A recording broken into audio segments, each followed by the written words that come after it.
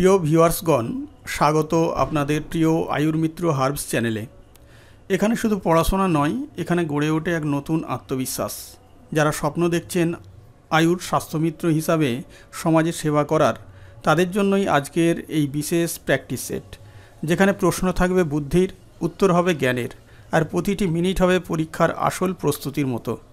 চলুন মনোযোগ দিন, নিজেকে চ্যালেঞ্জ করুন, কারণ এই ভিডিও শেষ হওয়ার পর আপনি থাকবেন এক ধাপ আগিয়ে আপনার লক্ষ্যপথে। আয়ুর্মিত্র হার্বস, যেখানে জ্ঞান মেশে প্রেরণার সাথে। চলুন শুরু করা যাক আজকের বহু মূল্যবান মক টেস্ট। আজকের মক টেস্টের প্রথম প্রশ্ন, অ্যাজমাতে কফ কমাতে কোন স্বাদ কার্যকর?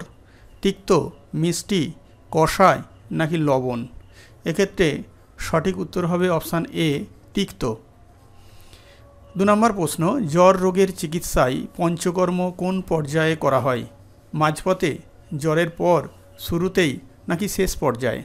সঠিক উত্তর হবে অপশান বি, জ্বরের পর।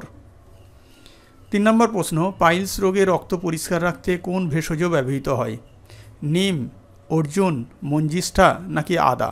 এক্ষেত্রে সঠিক উত্তর হবে অপশান সি, মঞ্জিষ্ঠা।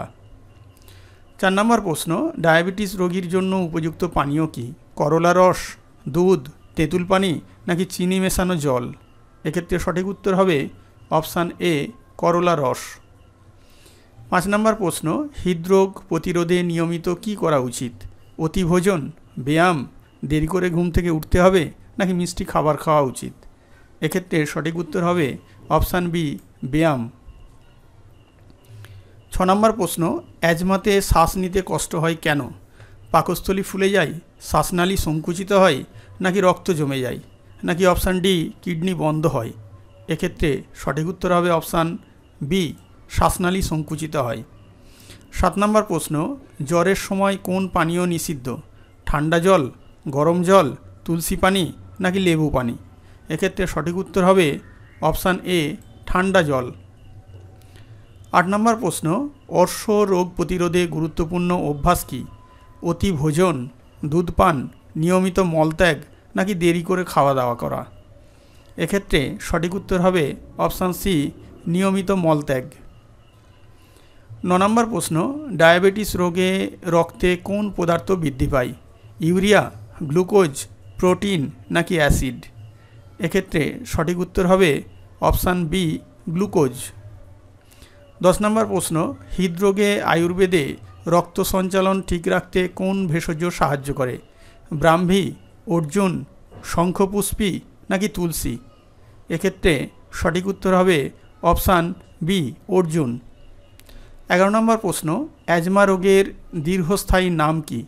তামক শ্বাস, কাশ, কফ রোগ নাকি শ্বাসরোগ? এক্ষেত্রে সঠিক উত্তর হবে অপশান এ, তামক শ্বাস। 12 নম্বর প্রশ্ন, জ্বর রোগে অগ্নি দুর্বল হলে কি ঘটে? ক্ষুধা বাড়ে, তৃষ্ণা কমে, ঘাম বন্ধ হয় নাকি ক্ষুধা কমে যায়? এক্ষেত্রে সঠিক উত্তর হবে অপশান ডি, ক্ষুধা কমে যায়। 13 নম্বর প্রশ্ন, অর্শ রোগে প্রধান ব্যথার স্থান কোথায়? বৃক্ক, ফুসফুস, পাকস্থলী নাকি মলদ্বার? এই প্রশ্নের সঠিক উত্তর হবে অপশান ডি, মলদ্বার। 14 নম্বর প্রশ্ন, ডায়াবেটিস রোগে দেহের শক্তি কমে যায় কেন? গ্লুকোজ শরীরে ব্যবহৃত হয় না নাকি খাদ্য হজম হয় না নাকি অপশান সি, রক্ত জমে যায় নাকি অপশান ডি, কিডনি বন্ধ হয়? এক্ষেত্রে সঠিক উত্তর হবে অপশান এ, অর্থাৎ গ্লুকোজ শরীরে ব্যবহৃত হয় না। 15 নম্বর প্রশ্ন, হৃদরোগ রোগীর জন্য কোন জীবনধারা সর্বোত্তম? অল্প ঘুম, ধূমপান, সুষম আহার ও বিশ্রাম নাকি তেলে ভাজা জাতীয় খাবার? এক্ষেত্রে সঠিক উত্তর হবে অপশান সি, সুষম আহার ও বিশ্রাম। 16 নম্বর প্রশ্ন, অ্যাজমাতে নস্যক্রিয়া কিভাবে সহায়ক? রক্ত বাড়ায় নাকি কফ নির্গত করে নাকি হজম বাড়ায় নাকি ঘাম কমায়? এক্ষেত্রে সঠিক উত্তর হবে অপশান বি, কফ নির্গত করে। 17 নম্বর প্রশ্ন, জ্বর রোগে সাধারণত কোন ধরনের খাদ্য উপযুক্ত? হালকা ও তরল, ভারী, তৈলাক্ত নাকি শুকনো খাবার? এক্ষেত্রে সঠিক উত্তর হবে অপশান এ, হালকা ও তরল। 18 নম্বর প্রশ্ন, অর্শ রোগে রক্তপাত বন্ধে কোন ভেষজ ব্যবহৃত হয়? অর্জুন ছাল, আদা, আমলকি নাকি তেজপাতা? এই প্রশ্নের উত্তর হবে অপশান এ অর্জুন ছাল। 19 নম্বর প্রশ্ন, ডায়াবেটিস রোগে কোন প্রাকৃতিক মিষ্টি ব্যবহার করা যায়? স্টিভিয়া, গুড়, মধু নাকি চিনি? এই প্রশ্নের সঠিক উত্তর হবে অপশান এ স্টিভিয়া। 20 নম্বর প্রশ্ন, হৃদরোগ রোগে আয়ুর্বেদে কোন উপাদান হৃদবল বৃদ্ধি করে? ওজ, কফ, পিত্ত নাকি মেদ? এক্ষেত্রে সঠিক উত্তর হবে অপশান এ ওজ। 21 নম্বর প্রশ্ন, অ্যাজমা রোগে রাতে উপসর্গ বাড়ে কেন? বাত বাড়ে বলে, হজম দুর্বল হয় বলে, নাকি রক্তচাপ কমে যাওয়ার কারণে, নাকি কফ জমে যায়? এক্ষেত্রে সঠিক উত্তর হবে অপশান ডি কফ জমে যায়। 22 নম্বর প্রশ্ন, জ্বর রোগে শরীরের উষ্ণতাকে নিয়ন্ত্রণ করে কে? কফ দোষ, বাত দোষ, পিত্ত দোষ নাকি রক্ত? এক্ষেত্রে সঠিক উত্তর হবে অপশান ডি পিত্ত দোষ। 23 নম্বর প্রশ্ন, অর্শ রোগে রোগীকে কোন খাদ্য পরিহার করতে বলা হয়? কষা স্বাদ, আঁশযুক্ত খাবার, হালকা খাবার নাকি মিষ্টি ও তৈলাক্ত খাবার? এই প্রশ্নের সঠিক উত্তর হবে অপশান ডি মিষ্টি ও তৈলাক্ত খাবার। 24 নম্বর প্রশ্ন, ডায়াবেটিস রোগে ব্যায়াম করলে কি উপকার হয়? রক্তচাপ কমে, ইনসুলিন কার্যকর হয় নাকি ক্ষুধা কমে যায় নাকি ঘুম আসে ভালোভাবে? এক্ষেত্রে সঠিক উত্তর হবে অপশান বি ইনসুলিন কার্যকর হয়। 25 নম্বর প্রশ্ন, হৃদরোগে কাফবাত দোষের ভারসাম্য ঠিক রাখতে কোন খাদ্য সহায়ক? মিষ্টি ও ভারী খাবার, তৈলাক্ত খাবার, ঠান্ডা খাবার নাকি অপশান ডি তিক্ত ও হালকা খাবার? এই প্রশ্নের সঠিক উত্তর হবে অপশান ডি তিক্ত ও হালকা খাবার।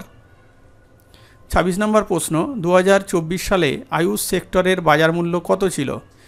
US dollar 5 billion, US dollar 15 billion, US dollar 50 billion নাকি option D US dollar 100 billion? এক্ষেত্রে সঠিক উত্তর হবে option C US dollar 50 billion. 27 number প্রশ্ন, আয়ুষের সঙ্গে অ্যালোপ্যাথি চিকিৎসা কিভাবে সম্পর্কযুক্ত? একত্রে চিকিৎসা করা হয় নাকি সম্পূর্ণ ভিন্ন চিকিৎসা নাকি প্রতিযোগিতামূলক নাকি কোনো সম্পর্কই নেই দুরকম চিকিৎসার মধ্যে? এক্ষেত্রে সঠিক উত্তর হবে অপশান এ অর্থাৎ অ্যালোপ্যাথি এবং আয়ুষ এই দুই চিকিৎসা একত্রে করা হয়। 28 নম্বর প্রশ্ন, কোন ডিগ্রি আয়ুর্বেদ চিকিৎসায় দেয়া হয়? বিএএমএস, এমবিবিএস, বিডিএস নাকি বিইউএমএস? এক্ষেত্রে সঠিক উত্তর হবে অপশান এ বিএএমএস। 29 নম্বর প্রশ্ন, ন্যাশনাল আয়ুষ মিশনের প্রধান লক্ষ্য কী? চিকিৎসা আধুনিকীকরণ নাকি গবেষণা বন্ধ করা নাকি প্রাচীন চিকিৎসা প্রসার ও অবকাঠামো উন্নয়ন করা নাকি বিদেশ ভ্রমণ করা? এক্ষেত্রে সঠিক উত্তর হবে অপশান সি অর্থাৎ প্রাচীন চিকিৎসা প্রচার ও অবকাঠামো উন্নয়ন। 30 নম্বর প্রশ্ন অর্থাৎ এই মক টেস্টের শেষ প্রশ্ন, আয়ুষের অধীনে কোনটি গবেষণা প্রতিষ্ঠান?